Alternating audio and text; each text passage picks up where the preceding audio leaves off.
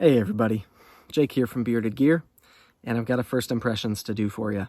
I'm going to be honest, usually when I get a knife,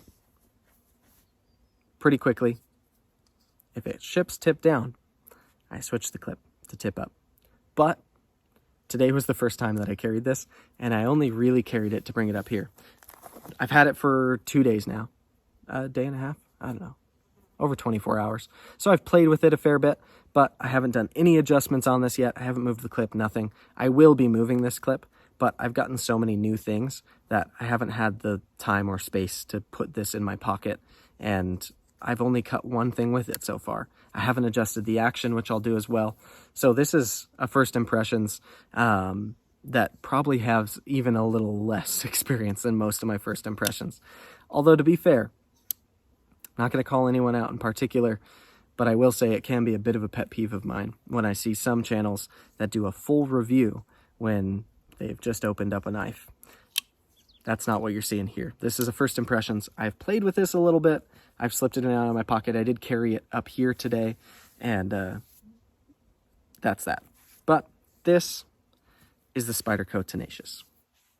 Now, if you've watched my first impressions or my unboxing, frankly, when this came out of the box from River's Edge Cutlery, who is the best, then you'll know that I got a Chinese Spyderco, this being the Chinese Spyderco, and I got my Salt 2, which in my first impressions I said a very similar thing, so I'm going to be pretty quick about this. But I've never owned a Chinese Spyderco. I've never owned a Japanese Spyderco. So I ordered the two of these so that I could have them and experience them and see what it's all about, see if I'm missing anything, see if I'm just being pretentious and I'm not actually above this level of knives from Spyderco. But the Spydercos that I own and keep and love and carry and enjoy and use are usually Golden, Colorado Spydercos and some Taichung Spydercos. I love the quality that comes out of those factories. I love the designs that come out of those factories. I love the lock types that come out of those factories. This is a liner lock with G10, 8CR13 MOV steel. Do I like 8CR13 MOV steel? No. Is it going to do most anything that I need an EDC knife to do? Yes. I just have preferences at this point. Steels that I like way better because of their abilities. This steel is less capable than most other steels, if not all other steels that I carry at this point. I don't think I own any other knives that actually aren't just in a drawer somewhere. Knives that I really carry that are an 8CR13 MOV steel. But plenty of people, this is all that ever makes it in their pocket, and they use them all the time, and they have no issues with it. So I really don't want to sound like I'm that a-hole who's above this knife. And there's a lot of things that right off the bat on the surface are great about this knife. This is a $50 Spyderco. And most of the Spydercos that I carry cost a lot more than that. So there's a value proposition here in terms of the amount of solid usable knife that you get that will really do most things that a knife is meant to do and do it well. It's going to check those EDC knife boxes. I used to work with a guy who carried this exact knife except with a black coated blade, this same steel, everything the same except it was coated, for years and used it all the time. And I sharpened it once for him, but that original edge on it I think lasted him years, and he used it for a bunch of cardboard. I don't know what he did to keep it sharp at all, or if he had it sharpened previously, or I don't know the full history on it, but I know that he used that knife a ton, used it like a tool, used it like a screwdriver sometimes. He was rough on it, and his Tenacious took a beating frequently and was fully functional all the time. Every time he pulled it out to use it, it worked, and it worked great. So this knife absolutely works. The things that I appreciate, though, about the higher-end Spydercos are that the action is generally a little bit smoother. They're more fidget-friendly because the way they ride on the washers is just dialed in a little bit better. The tolerances are tighter. I like compression locks way more than liner locks. That makes a difference to me. And then it's the steels, it's the materials. But this G10 is also nice G10. These stainless steel liners, I assume if they're worse stainless steel liners than the nested liners that go in a PM2, I wouldn't be able to really tell you the difference on that. It's still skeletonized. What's crazy to me, I will say, is I can see so much like weight relief inside, but this knife still feels really heavy. I think part of it is the thickness of the liners, and I don't know, it feels heavier to me than a PM2, but it doesn't look like it should be per se. I don't know. It's interesting. I guess it's probably the thickness of these liners and the way that it's constructed. Interesting. But we've got a couple of little, I guess you'd call those barrel spacers, skinny little barrel spacers all the way through here.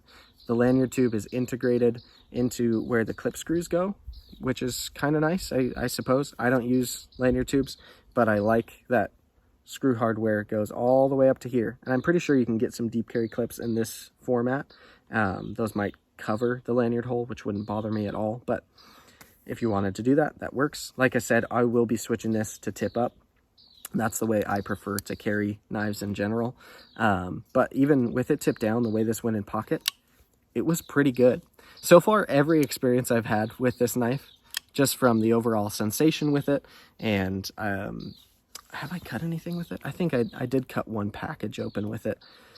When I got this knife and the Salt, and it actually came at the same time as my Mini Freak as well, I took all of those knives and I had some packages to open, and I opened at least one box with this, and I'm sure it did great. I don't remember it suffering. I will do more with this before the full review, but it's a great full flat grind. It's nice and thin behind the edge, frankly. The profile is slicey.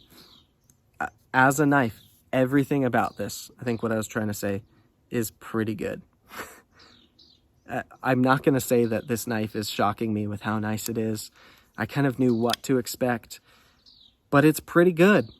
And for 50 bucks, pretty good isn't bad. That might sound funny, but I think it has its place. And I think one of the best things about this knife, if I'm being totally honest, is that for a lot of people, this is what gets them in the door to Spydercos, or to nicer knives in general, even if it's not Spyderco. If somebody owns a Tenacious and they enjoy it and they learn to appreciate carrying and using a knife that has good cutting geometry and good ergos and feels nice in the hand, and they decide it's time to treat themselves to something a little nicer, which is, I think, how it starts for a lot of people. This is, I would be willing to bet there are a ton of people who are going to watch this video who are already subscribed to me, or who I know in some way in the knife community, who their entry point knife, whether it was their actual first knife or what they would consider their first real knife, one of their early knives that got them started in the hobby, it's going to be a Tenacious a lot of the time. Because it's, A, pretty affordable, it's available like crazy. Secondary, like, what I mean to say is, A, it's affordable. B, it's available. You can buy these at, like, I think some big box like retail stores like Walmarts and stuff sometimes carry these, sporting goods stores, gun stores. These are available in a lot of places. You can also find them online at a bunch of, like, not just knife retailers, but like the firearms parts and component retailers that carry some knives. Like, the Tenacious is gonna be available to a lot of people who are looking to buy a knife, and at the price point, and being from a brand like Spyderco, people are buying them. It's a good selling model for Spyderco.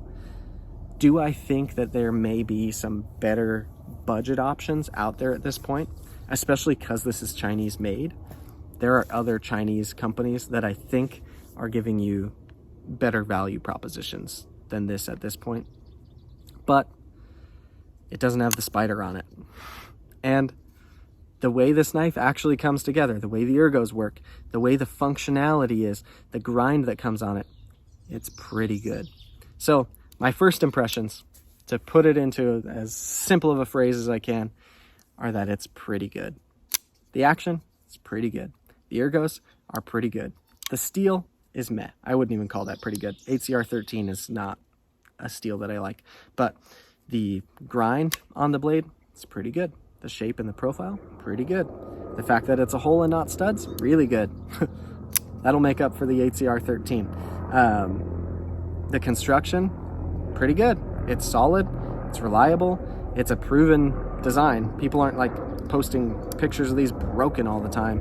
There's people using these hard and they're putting up with it. So it's pretty good. I'm excited to pack in a little bit more experience with this. Is this something that after I'm done kind of feeling out what it's really made of, that I think is going to be making it in my pocket over my PM2 or my Para 3 or my Shaman or my Arius or my Olamic Wayfarer? Like, no. And I really don't want to sound like that guy who is just like, I like more expensive knives than this. But I do. I like more expensive knives than this. And I shouldn't need to shy away from that. But to people who this is what you're comfortable spending on a knife, or this is all you can afford to spend on a knife and you want to get a Spyderco, there's nothing wrong with this knife. It's pretty good. So that's going to be what I have to say about it for now. But there will be a full review on this. I'm going to be making a point to use it enough that I feel fair giving it a full review. Any knife that I ever review, that's going to be the case unless I say otherwise. There are some times where I borrow a knife to check out and it's not a user from the person who sent it, and I'm not even going to carry it. I might slip it in a pocket, but I'm not going to use those knives. Knives that I buy for myself or that end up given to me, like my Fox Pelican, or I have another one on the way from a different brand, which you guys will be seeing soon. Knives that are given to me to review, I'm going to use those like crazy. Knives that I buy, I'm going to use. Some knives I'm only going to use in the way that I intend and envision myself using them. I'm not going to beat up on and abuse things for no reason. Like, I'm not going to go baton with this knife because if anyone's going to go baton with a folding knife, this isn't the one I'd recommend to do it. Not that anyone should recommend that you baton with a folding knife, but I'm going to use this knife to the extent of what I think is reasonable for this knife to be used, and I'm going to take it to those limits on purpose so that I can give you a fair review. And that's the way that it works for me, if you haven't noticed. Anyway, thanks again to River's Edge Cutlery. You guys are sincerely the best. I will link their link to this in my description down below in case you guys are looking for one of these. They ship super fast, super great guys, and supporting them supports the retailer that I think makes the greatest Spyderco exclusives that have existed up to this point. So if there's someone that deserves our business, those of us who are into Spydercos, and not that they only do Spyderco. I've bought plenty of other brands from them as well. But I want to keep that fire raging over there. So let's show them our support. Awesome dudes who take care of their customers in a really great way. And I already have more stuff on the way from them since this unboxing, just like 2 days ago or whatever it was. Anyway, this has been fun. This is the Tenacious, my Chinese-made Spyderco, the one that I own. And we'll see how it goes. You guys can see the full review soon. I'm looking forward to it. Talk to you then.